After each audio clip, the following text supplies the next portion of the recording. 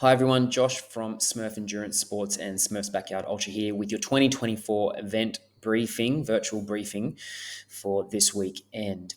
Going to try and take only about 10 minutes of your time. I'm not going to talk through everything in the event guide. I'm just going to highlight some of the key points and a reminder that it is your responsibility to read the event guide and make sure that you understand all that information and then ask me any questions if you have any. I'm just going to highlight some of the really important things that you need to make sure that you are aware of for this weekend. The first thing is in the schedule. Check-in is open 3 p.m. to 6 p.m. Friday afternoon, and then also Saturday morning 5:30 till 6:45. Ideally, you're checking in Friday afternoon. That is our preference, but of course, if you can't check in then, Saturday morning is okay. Uh, no one else can check in for you. We need you to do that. However, if you can't make it there Friday afternoon and you want someone else to set up your space, that's absolutely fine. They can do that. Just make sure that they come and see us first so we can help direct them where to go. But only you can check in. Also, with the schedule, just be aware that the run course is open only 4 p.m. to 5:30 p.m. on the Friday afternoon for yourself or your crew or family, whoever, to walk, run, and get a bit of a squiz of the course before everything starts on Saturday. The other important thing to recognize too, if on Saturday morning, if you're checking in then and setting up then, that the final race briefing starts at 6:50, it will take about 5 to 7 minutes, so you won't have much time between that finishing and the event starting. So make sure that you get there early and get yourself set up. The other two important things happening Saturday morning are our two dress-up laps. Lap 3 at 9 a.m. is the Smurf dress-up lap, and then lap 5 at 11 a.m. is our Halloween dress-up lap. We have some great prizes from a whole heap of different people that you would have seen in the email that I've sent with this. So make sure you dress up. But be aware, once you're out there on course, whatever you take with you and whatever you're wearing, you have to do the whole lap with all of those bits and pieces that you are wearing. The other important thing to talk about here too is food and drink throughout the day and what we have available out there on Saturday. So breakfast is available from 6 a.m. to 9 a.m., lunch 11 a.m. to 1 p.m., and then we have dinner 5 p.m. to 8 p.m. Food on Saturday is being provided by Smoke and Steel, who do an amazing job, and Coffee Your Way is doing coffee and drinks. And then at dinner time, 5 p.m. to 8 p.m., really excited that we have an open bar, cash bar there as well on the Saturday night, and Andy Brassett is coming to play some tunes for us as well. So if you finish earlier in the day, you do the mini, or you clock out at 6, 7, 8 laps, whatever it might be, go home, have a shower, come back, cheer on all those that are still out there through laps 10, 11, 12, have a drink, have something to eat, and really enjoy the atmosphere. It's going to be a lot of fun. The next important point is first aid. In the event precinct, we'll have an aid station where there will be some food, not huge amounts of food, but some food, some noodles, chips, lollies, things like that, some fruit as well. There's a small charging station in there. There will be a kettle, and there'll be ice, and there'll be water. We'll have first aid on site there all of Saturday as well.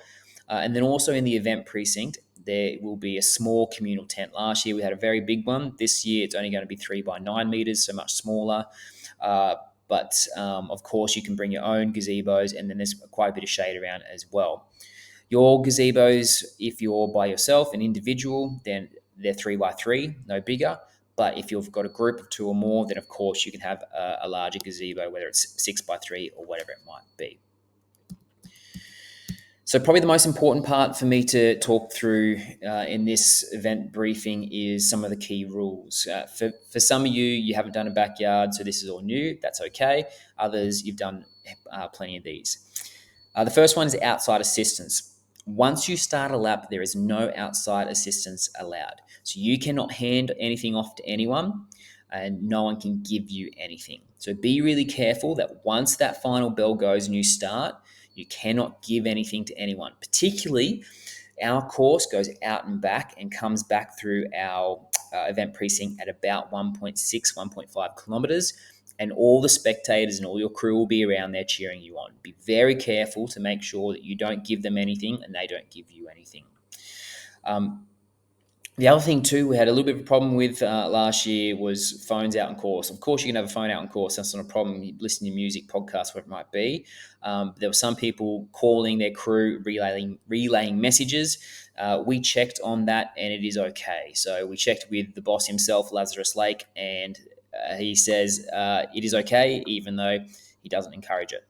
Headphones are allowed out there on course. Just please, bone conduction or one earbud only, because the course is open. It is not closed just for us, and there could be mountain bikes and other people out there. So you need to have awareness of what's happening around you. So just one earbud or bone conduction only. Thanks. Mandatory gear. You have to have a snake bandage, and you have to have something to put water in, whether it's a collapsible cup, a flask, a whatever it might be. We will be doing checks this year of mandatory gear, because we are aware that last year some people were going out without it. And this is for your own safety, particularly with the water. And we have 3 water stations out there. You must use a water receptacle of some kind to get that water. Do not put your head under the taps and do it that way. Just using a water receptacle. So we will be checking that. The course is open to mountain bikes, as I said before, so be aware of that. It is your responsibility to give way to mountain bikes. However, there shouldn't be too many. We've worked with the mountain bike club. There's signage out there now as well. So hopefully it's pretty quiet.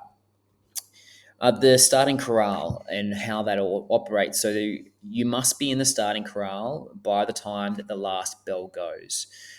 You will get a warning at 3 minutes, 2 minutes, and 1 minute. That 1 minute that we're about to start, and then a final bell will go, and you're off and out of the starting corral onto the course. If you are not in that starting corral when that bell goes, you're out. You DNF.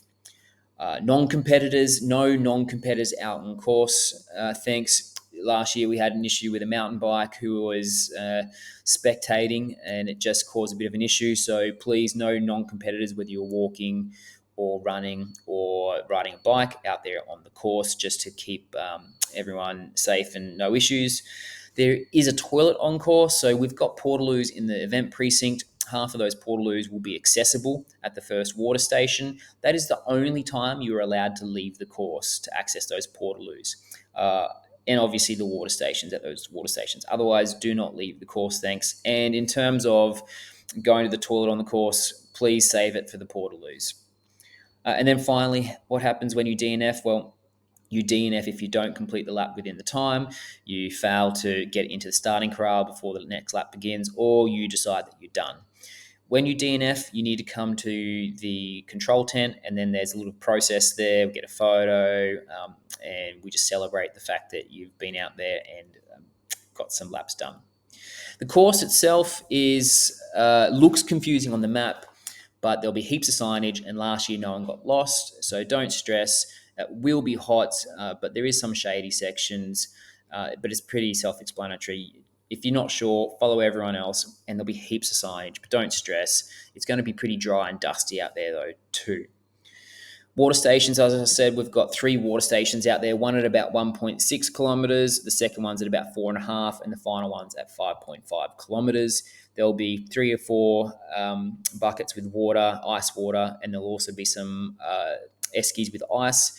Help yourself to the ice and, of course, the water. But as I said, please only use water receptacles for the water. Don't be dunking your head under those. And then we also have in the aid station, as I said, some food, chips, lollies, muesli bars, a few bits and pieces, kettle for hot water. We already talked about that one. The next thing is merchandise. We do have merchandise that will be available this weekend. We have some of last year's gear and we have some of this year's gear. So we've got new hats from Fractal this year. We've got some new casual singlets, which are pretty cool, that I'm sure you guys will love, and then a heap of other stuff too. So we will have hydro pouches and soft flasks there that you can buy if you need something to put water in. And then finally, and probably one of the biggest concerns, or one of the things that people are talking about the most at the moment, is the weather this weekend. It is going to be hot. At the moment, they're predicting a max of 31 degrees, possibly some cloud cover, but if it's anything like it has been, it's going to be really hot. So you need to look after yourself, make sure that you fuel well, you hydrate well, fluids, electrolytes, and be on top of that. But as I said, we'll have aid there, and of course, heaps of water on course. So look after yourself, and yeah, you'll have a great time. In the meantime, if you have any questions between now and Saturday, please send me an email. And actually, the final thing too, transfers. So I'm getting a few requests for transfers to next year. At the moment, if there's a valid reason, that's not a problem. I'm more than happy to transfer your entry to 2025. Just be aware though, if you email me about a transfer from about Thursday on, I may not get back to you until next week. So don't panic. I'll get back to you next week. In terms of refunds, you need to have bought the refund protection through Race Roster, and then there's a process through them for refunds. We don't process any refunds ourselves, but also you have to have bought the insurance there to be able to access that. But any questions in the meantime, please get in touch. Otherwise, we'll see you on Friday afternoon and or Saturday morning, ready to get loopy and do heaps and heaps of laps. Thanks, guys. See you then.